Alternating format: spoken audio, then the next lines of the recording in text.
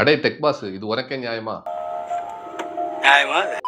கொஞ்ச நாள் முன்னால இந்த டெக் பாஸும் டெக் சூப்பர் ஸ்டாரும் மாத்தி மாத்தி அடிச்சுக்கிட்டாங்க. இவங்களோட இந்த சண்டையில இப்ப மொத்த டெக் சேனல்ஸையும் முடிச்சு விட்டாங்க. சோலி முடிச்சு. இப்ப எல்லாம் ஒரு மொபைல் போன் இல்லன்னா ஒரு எலக்ட்ரானிக் கேட்ஜெட்ஸ் நம்ம வாங்கணும் அப்படின்னா இந்த டெக் சேனல்ஸ் பண்ணக்கூடிய ரிவ்யூவை நம்பி தான், அதை பேஸ் பண்ணி தான் நம்மளோட ப்ராடக்ட்ஸையும் பிராண்டையும் நம்ம ஃபைனலைஸ் பண்ணி வாங்குறோம். ஆனா இவங்க இவ்வளவு நாளா நம்மள பைத்தியக்காரனாக்கி லட்சம் லட்சமா சம்பாதிச்சிருக்காங்க. காசு வாங்கிட்டு சின்ன சின்ன ப்ரொமோஷன்ஸ் இவங்க பண்ணுவாங்கன்னு நாம நினைச்சா மொத்த ஸ்கிரிப்டையுமே பிராண்டு கிட்ட இருந்து வாங்கி நம்ம கிட்ட ஒப்பிச்சிருக்காங்க. என்னையா சொல்ற? எஸ், இந்த மாதிரி உங்களுக்கு நிறைய பேருக்கு தெரியாத சாம்சங்கோட 5G பேக். சாம்சங் அப்படின்ற கம்பெனி ஒரு 5G போன், ஸ்மார்ட் போன் மட்டும் உருவாக்குறவங்க இல்ல, அதை சார்ந்த நெட்வொர்க் டெவலப்மென்ட் டெக்னாலஜி உருவாக்குறவங்க தான். ஒரு ஸ்டடி படி சாம்சங் தான் 5G பேட்டன் கொடுக்கிறதுல நம்பர் 1 ரேங்க்ல இருக்காங்க. அப்படி இல்லன்னா இவங்க ஸ்கிரிப்ட பிராண்ட் காமிச்சு அதை கரெக்ஷன்ஸ் பண்ணி பிராண்ட் அப்ரூவ் பண்ற ஸ்கிரிப்ட தான் நம்ம கிட்ட ஒப்பிச்சிருக்காங்க.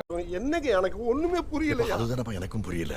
அதாவது ஒரு போன் நம்ம ரிவ்யூ பண்றோம் அப்படின்னா அந்த ரிவ்யூ எப்படி பண்ணணும், எது எது நல்லா இருக்குன்னு சொல்லணும் அப்படிங்கறத மொத்த டீடைலையுமே பிராண்ட் தான் சொல்றாங்க. அந்த பிராண்ட் என்ன சொல்றாங்களோ அதை தான் அப்படியே இவங்க ஒப்பிக்கிறாங்க நம்ம கிட்ட. எழுதினதுக்கு அப்புறம் பாத்தீங்கன்னா அது ஒரு மெயிலாவோ இல்ல வந்து ஒரு வாய்ஸ் நோட்டா ரெக்கார்ட் பண்ணி பேசி காட்டி ரெக்கார்ட் பண்ணியும் அது பிராண்டோட அப்ரூவலுக்காக ஏஜென்சிக்கு அனுப்பி வைப்பாங்க. வீடியோ ஸ்டார்டிங்ல வந்து ஒரு 5-6 தடவை ஒரு 4 to 5 அடி ஹைட்ல இருந்து இந்த ஃபோன் வந்து போடுறது. ஸோ போடுறப்ப மல்டிபிள் ஆங்கிள் கேமரா வச்சு என் கூட நிற்கிற சில பேரோட ஆக்ஷன்ஸ் ரியாக்ஷன்ஸ்ல வந்து கேப்சர் பண்ணிட்டு நம்ம டப் டப் அப்படின்ற மாதிரி இந்த உலகம் மட்டும் ஸ்டார்டிங்ல இருக்கும். அப்புறம் நான் கையில் அந்த ஃபோன் எடுத்துட்டு யூஸ்வலாவே அந்த மிச்ச போர்டுல கம்பேர் பண்றப்ப சாம்சங்கோட யூசர் எக்ஸ்பீரியன்ஸ் நல்லா இருக்கும், நம்மளுமே யூஸ் பண்ணிருக்கோம். பட் இந்த டைம் குவாலிட்டியுமே நாங்க தான் டாப் அப்படின்ற அளவுக்கு நிரூபிச்சாங்கன்னு எனக்கு தோணுது. நம்ம சேனல்ல அன்போ அப்படின்ற மாதிரி அவர் ரியாக்ட் பண்ணுவோம். நம்ம சேனல்ல அன்பாக்சிங் வரும். ஸோ யாரெல்லாம் வீடியோக்கு நடுவில் சின்ன சின்ன ப்ரொமோஷன்ஸ் எல்லாம் பண்ணிட்டு இருந்த காலங்கள் போய் இப்போ மொத்த வீடியோவுமே ப்ரொமோஷனா தான் பண்ணிட்டு இருக்காங்க. இதை விட கொடுமை என்னன்னா ப்ராடக்ட்ஸ் கையிலேயே இல்லாம 3 மாசமா இந்த ப்ராடக்ட்டை யூஸ் பண்றேன், 4 மாசமா கண்டினியூஸா யூஸ் பண்றேன்னு பச்சையா போய் சொல்லி ஃபேக் ரிவ்யூ கொடுத்து பாக்குற நம்மள ஏமாத்திருக்காங்க. அவன் சொல்லுங்க லாங் டர்ம் ரிவ்யூவா பண்ணலாம். நேத்து வந்து தாடியோட வச்சு வர்டிக் பேசியிருக்கேன் சரிங்களா. நான் இப்போ போய் ஃபுல்லா ஷேவ் பண்ணி க்ளீன் ஷேவ் பண்ணிட்டு என்ன பண்ணிடுவேன், ஒரு எத்தனையோ நாட்களுக்கு முன்னாடி ஷூட் பண்ணது அப்படின்னு சொல்லி ஒரு போட்டு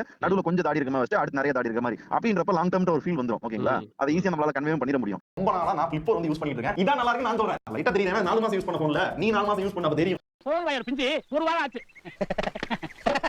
ஒவ்வொரு வீடியோஸுக்கும் 3ல இருந்து 7 லட்சம் வரைக்கும் வாங்கி இந்த மாதிரி ஃபேக் ரிவ்யூஸை கொடுத்துருக்காங்க. ஒரு யூடியூப் வீடியோ 600K இப்போ நம்ம வந்து 450K வந்து வாங்கிட்டு இருக்கோம். ஒரு 25% இன்க்ரீஸ் பண்றது எனக்கு தெரிஞ்சு கரெக்ட் தான் தோணுது. ஏன்னா டெவலப் பண்ணாலோ இல்ல ஒரு 50% கேட்டாலும் ரொம்ப அதிகமா இருக்கும். ஸோ மினிமம் 25% அப்படின்றது ஒரு 150K எக்ஸ்ட்ரா கேட்கறது பெரிய டீல் இல்லை அப்படின்ற மாதிரி எனக்கு ஒரு ஃபீல். எல்லாத்துக்கும் மேல ஒரு ப்ராடக்ட்டையும் பிராண்டையும் ப்ரோமோட் பண்றது மட்டும் இல்லாம காசு வாங்கிட்டு நல்லா இருக்கக்கூடிய ப்ராடக்ட்டையும் பிராண்டையும் கம்பேரிசன்ங்கிற பேர்ல நல்லா இல்லன்னு பச்சையா போய் சொல்லி பாக்குற ஆடியன்ஸை ஏமாத்திருக்காங்க. இன்க்ளூட்ஸ் பேட் ப்ரொமோஷன் அப்படின்னு சொல்லிட்டு இந்த மாதிரி ஃபேக் ரிவ்யூ கொடுத்திருந்தா கூட பரவாயில்ல. ஆனா இவங்க அதுவும் பண்ணல. Clarity wise, resolution wise, spec wise பாத்தீங்கன்னா இதான்டா பெஸ்ட், சாம்சங் தான் நல்லா இருக்கு அப்படின்றப்ப கேமரால இந்த செக்மெண்ட்ல பிக் 4 தான் வின்னர். எந்த வகையிலுமே அந்த ஓப்போவோட இந்த ஃபோனையும் இதையும் வந்து நம்மளால கம்பேர் பண்ண முடியாது. அதோட பெரிய டிஸ்பிளே, அதோட பெரிய பேட்டரி, ஃபாஸ்ட் சார்ஜிங், கேமரா எல்லாமே பார்த்தீங்கன்னா ஓப்போல தான் இருக்குது. இல்லை இதுதான் நல்லா இருக்குது அப்படின்னு நம்மளால் எப்படி சொல்ல முடியும்? அதுவும் கையில் டிவைஸே இல்லாமல். டிவைஸ் இருந்தால் கூட ஓகே இதுக்கு இதில் வந்து ஸ்லைட்டாக டிஃப்ரென்ஸ் இருக்குது, ஸ்லைட் டிஃப்ரென்ஸ் தான் அப்படின்னு ஏதோ கூட முட்டு கொடுக்கலாம். அதுவுமே முட்டு தான் கொடுக்க முடியும், நல்லா அப்பட்டமாக தெரியும். எல்லாத்துலேயுமே பார்த்தீங்க அப்படின்னா ஓப்போ தான் பெட்டரா இருக்கு. எது பெட்டரா இருக்கு? அதான் பெட்டரா இருக்கு. பாயிண்ட் நான் தான் ஜெயிச்சேன். என்ன பழக்கம் இது?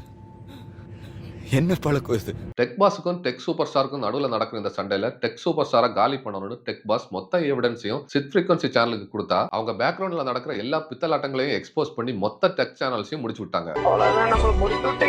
டெக் சூப்பர் ஸ்டாரை பொறுத்த வரைக்கும் எனக்கு ப்ரொமோஷன்ஸ் பிடிக்காது, ஆர்கானிக் கண்டென்ட் பண்ணணும், அதனாலதான் டெக் பாஸ்ல இருந்து வெளியே வந்தேன்னு சொன்னதால டெக் பாஸ் கொடுத்த எவிடன்ஸை வச்சு சிட் ஃப்ரீக்வன்சி டெக் சூப்பர் ஸ்டாரை எக்ஸ்போஸ் பண்ணிருப்பாங்க. இவங்கள யாரு சரி யாரு தப்புங்கிறதுக்குள்ள எல்லாம் நாம போக வேண்டாம். இந்த மாதிரி சோசியல் மீடியா இன்ஃபுளுசர்ஸ் காசுக்காக சப்ஸ்கிரைபர்ஸை எப்படி எல்லாம் ஏமாத்துறாங்க அப்படிங்கிற உண்மையை மட்டும் நாம தெரிஞ்சுக்கிட்டு உஷாரா இருந்தா போதும். இவங்களுக்காக ஃபயர் விடுறது, மத்த இன்ஃபுளுசர்ஸை திட்டுறதுன்னு டாக்ஸிக்கா மாறாதுங்க. இன்னொருத்தனை அடிச்சு காலி பண்ணி இவங்க வளர்றதுக்கு சப்ஸ்கிரைபர்ஸை யூஸ் பண்றாங்க. இங்க உண்மையாவும் நேர்மையாவும் யாருமே கிடையாது. இவங்களுக்குள்ள இருக்கிற தொழில் போட்டிக்கு நீங்க பலிகடாகாதீங்க. இது டெக் சேனல்ஸ்ல மட்டும் நடக்கக்கூடிய பித்தலாட்டம் நாம நினைச்சிடக்கூடாது. ஃபுட் ரிவ்யூ சேனல்ஸ்லயும் இது மாதிரியான பித்தலாட்டங்களை பண்ணிக்கிட்டு தான் இருக்காங்க.